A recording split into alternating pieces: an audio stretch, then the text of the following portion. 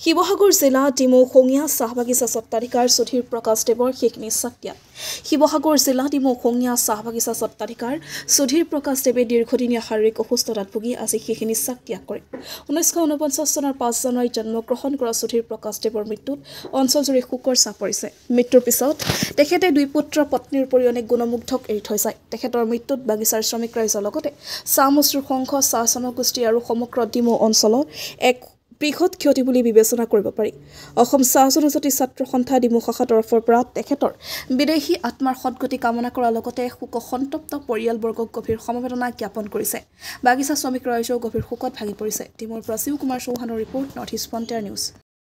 সমূহ স্থায়ী অস্থায়ী সকলো লাওজানবাসী ৰাইজ হৈ খঙীয়া চাহ বাগিচাৰ আমাৰ জীৱনদাতা আমাৰ মালিক স্বৰ্গীয় সুধীৰ প্ৰকাশজী আজি যোৱা নিশা আমাৰ মাজৰ পৰা বৈকুণ্ঠ প্ৰাপ্তিৰ হোৱাত আজি গোটেই আমি খঙীয়া চাহ বাগিচাৰ প্ৰত্যেক শাখা বাগিচাৰ অফিচত গোটেই ৰাইজ হৈ তেখেতৰ বৈকুণ্ঠ প্ৰাপ্তিৰ বাবে আমি শ্ৰদ্ধাঞ্জলি আগবঢ়াইছোঁ, যাতে তেখেতৰ প্ৰকাশজী সকলো পৰিয়ালক শক্তি দিয়ে। যেনেকৈ সুধীৰ চাহেবে আমাক গোটেই যেইটা পিঢ়ি গ'ল আমাৰ দুখ কষ্ট নিদিয়াত আগন্তুক দিনত তেখেতৰ আমাৰ মালিক পৰিয়ালে যাতে খঙীয়া চাহ বাগিচাৰ সকলো পৰিয়াল ঘৰত দুখ কষ্ট নহয় বুলি নিদিয়ে বুলি তাক আজিৰ এই দেউতাৰ ঢুকাৰ কাৰণে এটা শক্তি দিয়ক আৰু সুধীৰ প্ৰকাশজীক বৈকুণ্ঠ প্ৰাপ্তি হওক বুলি আমি গোটেই প্ৰাৰ্থনা কৰি লগত এই দুই এষাৰ মই সামৰি মাৰিম।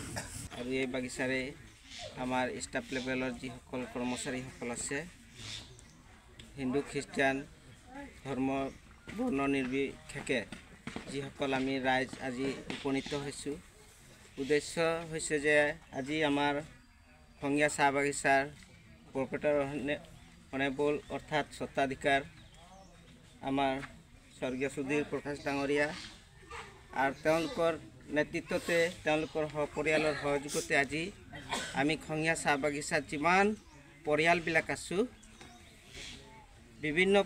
বিভিন্ন জনজাতিৰ হ'ব পাৰোঁ আমি, কিন্তু আমি চবেই তেওঁৰ সন্তান হিচাপে থাকি একদিন আমি এই তেওঁৰ যোগেদি আমি গোটেইখিনি উপাৰ্জনৰ ক্ষেত্ৰত বা কৰ্মক্ষেত্ৰত তেখেতে আমাক সকলো প্ৰকাৰে আগুৱাই লৈ গ'ল।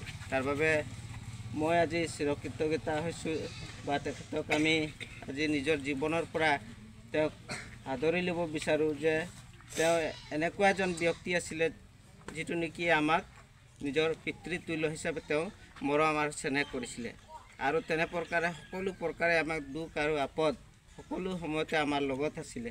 কিন্তু আজি আমি দেখিবলৈ পাইছোঁ যোৱা নিশা কিমান সময়ত স্বৰ্গীয় হৈছে এই কথা নাজানো বাৰু, কিন্তু ইহলোকৰ পৰা তেওঁ আজি পৰলোকলৈ তেওঁ যাত্ৰা কৰিলে আৰু সেইটো হয়তো হয় যে মানুহ এদিন মৰিবই, মেনেজ মৰ্টেল মানুহ মৰিব এদিন, আমি চবেই এদিন মৰিম আৰু আজি যে তেওঁ আমাৰ মাজৰ পৰা গৈছে তাক আমি শোকাকুল হৈছোঁ, দুখ কৰিছোঁ, যিহেতুকে আমি তেওঁৰ নিচিনা এজন ব্যক্তিক আমি হেৰুৱাইছোঁ। বাগিচাখনক নিজৰ পৰিয়াল বুলি মানি নিজৰ যিমান সন্তানসকল আছে, কৰ্মচাৰীসকল আছে, সকলোকে ঠিক একেদৰে প্ৰেম কৰে আৰু সন্মান তেওঁলোকে প্ৰেম কৰিব আৰু আমাক সকলো পৰা দয়া আগবঢ়ায়। তাৰ কাৰণে আমি তেওঁলোকৰ পৰিয়ালৰ বাবে আমি প্ৰাৰ্থনাৰে